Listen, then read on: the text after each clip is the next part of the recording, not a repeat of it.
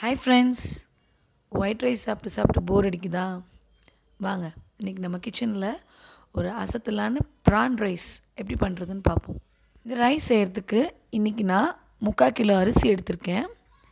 1 tumbler தேங்காய் பால் எடுத்துக்கோங்க.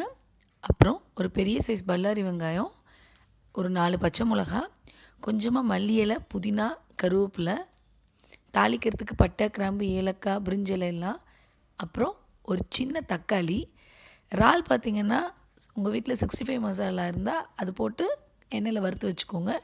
இல்லைன்னா மிளகாத்தூள், உப்பு சேர்த்து வெறுமனே எண்ணெயில் பொரித்து எடுத்து வச்சுக்கோங்க. ஒரு குக்கர் அடுப்பில் வச்சு நம்ம இறாலை பொரிச்சோம் இல்லையா, அந்த எண்ணெய் அதில் விட்டு எண்ணெய் காஞ்சதும் தாளிக்கிறதுக்கு வச்சுருக்க பொருளெல்லாம் அதில் சேர்த்தி அது கொஞ்சம் வெடித்து வந்ததும் நம்ம வச்சுருக்கோம் இல்லையா கருவேப்பிலை, மல்லி இலை, அதெல்லாம் அதில் சேர்த்து வதக்குங்க. வதங்கினதும் ஒரு 1/4 கப், அதாவது 2 டேபிள் ஸ்பூன் இஞ்சி பூண்டு விழுது அதில் சேர்த்து நல்லா இஞ்சி பூண்டு பச்சை வாசனை போகிற வரைக்கும் வதக்கிடுங்க. நறுக்கி வச்சுருக்க வெங்காயத்தையும் பச்சை மிளகாயும் சேர்த்து நல்லா வதக்குங்க. வெங்காயம் நல்லா டிரான்ஸ்பரண்ட் ஆகிற வரைக்கும் வதக்கணும். தக்காளி இப்போ சேர்க்க வேண்டாம்.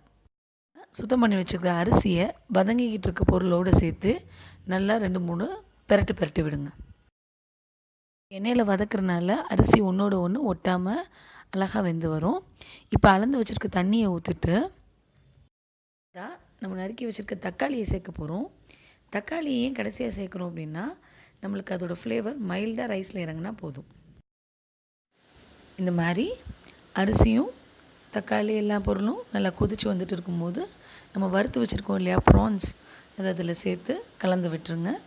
கலந்து கொஞ்ச நேரத்துலேயே நம்ம எடுத்து வச்சுருக்க தேங்காய் பாலையும் அதோடு சேர்த்து நல்லா மிக்ஸ் பண்ணி விட்டுருங்க. தேங்காய் பால் சேர்த்ததுக்கப்புறம் ரொம்ப கொதிக்க விட்டுறக்கூடாது, பால் தெரிஞ்சிரும். நம்மளுக்கு தேவையான அளவு உப்பு சேர்த்துட்டு 4லேருந்து 5 விசில் விட்டுருங்க. 4 விசில் ஆயாச்சு. ப்ரெஷர் போனதும் குக்கரையும் ஓப்பன் பண்ணியாச்சு. சூப்பராக இருக்குல்ல? இந்த மாதிரி ஆனியன் ரைத்தாவோட சர்வ் பண்ணுங்கள்.